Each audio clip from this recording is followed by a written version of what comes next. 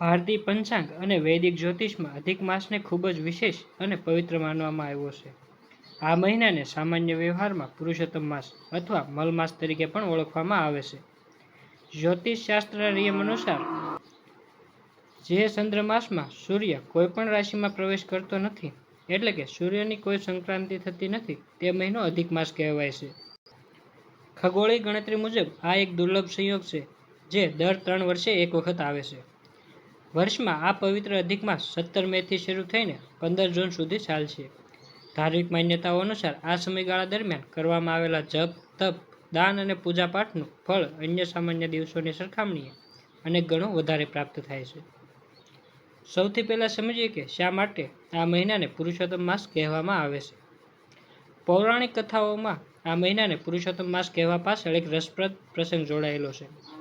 એવું માનવામાં આવે છે કે શરૂઆતમાં મલ માસને કોઈ દેવતાએ પોતાના સ્વામી તરીકે સ્વીકાર્યો નહોતો, જેના કારણે આ મહિનાને શુભ કાર્યો માટે અશુભ ગણવામાં આવતો હતો. આ પરિસ્થિતિ જોઈને ભગવાન વિષ્ણુએ દયાપૂર્વક આ મહિનાને પોતાનું શ્રેષ્ઠ નામ એટલે કે પુરુષોત્તમ આપ્યું અને તેને અત્યંત પવિત્ર બનાવી દીધો. ત્યારથી આખો મહિનો ભગવાન વિષ્ણુ અને માતા લક્ષ્મીની ઉપાસના માટે સર્વશ્રેષ્ઠ ગણાય છે. એવી દ્રઢ માન્યતા છે કે આ દિવસોમાં સાચા મનથી આરાધના કરવાથી વ્યક્તિની તમામ આર્થિક પરેશાનીઓ દૂર થાય છે અને ઘરમાં સુખ સમૃદ્ધિનો વાસ થાય છે. આર્થિક સમૃદ્ધિ માટે અચૂક ઉપાયો: તુલસી પૂજા અને શ્રી સૂક્ત પાઠ. આ પવિત્ર માસ દરમિયાન આર્થિક સમૃદ્ધિ મેળવવા માટે જ્યોતિષશાસ્ત્રમાં કેટલાક વિશેષ ઉપાયો સૂચવવામાં આવ્યા છે.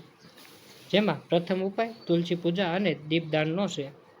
આ મહિનામાં દરરોજ સાંજે તુલસીના છોડ પાસે ગાયના ઘીને દીવો પ્રગટાવી ઓમ નમો ભગવતે વાસુદેવાય મંત્રનો જાપ કરવાથી ઘરમાં નકારાત્મક ઉર્જાનો નાશ થાય છે. આ ઉપરાંત ધન અને વૈભવની પ્રાપ્તિ માટે રોજ શ્રી સૂક્તનો પાઠ કરવો અત્યંત શુભ ગણાય છે. આ પાઠ નિયમિત કરવાથી લક્ષ્મીજીની કૃપા કાયમ રહે છે અને નડતરરૂપ આર્થિક પ્રશ્નો હલ થાય છે.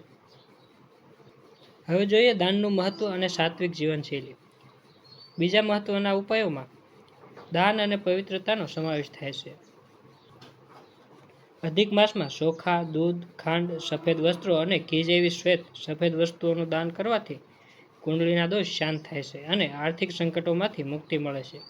વળી શુક્રવારના દિવસે દેવી લક્ષ્મીને કમળનું ફૂલ અર્પણ કરવાથી ઘરમાંથી દરિદ્રતા દૂર થાય છે.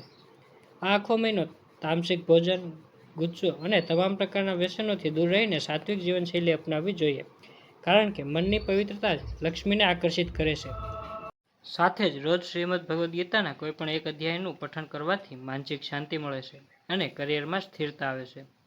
અધિક માસ દરમિયાન કયા કયા કાર્યો ન કરવા જોઈએ? બીજી તરફ અધિક માસ દરમિયાન આધ્યાત્મિક કાર્યોનું જેટલું મહત્વ છે તેટલી જ કેટલાક સાંસારિક કાર્યો કરવાની મનાઈ પણ હોય છે. આ મહિનામાં લગ્ન, વિવાહ, ગૃહ પ્રવેશ, મુંડન સંસ્કાર, નામકરણ વિધિ અને નવો વેપાર કે વ્યવસાય શરૂ કરવા જેવા તમામ પ્રકારના માંગલિક અને શુભ કાર્યો વર્જિત માનવામાં આવ્યા છે. ટૂંકમાં કહીએ તો આ મહિનો ભૌતિક સુખોની શરૂઆત માટે નહીં, પરંતુ આધ્યાત્મિક ઉન્નતિ અને ભગવાનની ભક્તિ દ્વારા અક્ષય પુણ્ય કમાવવા માટેના ઉત્તમ સમય છે.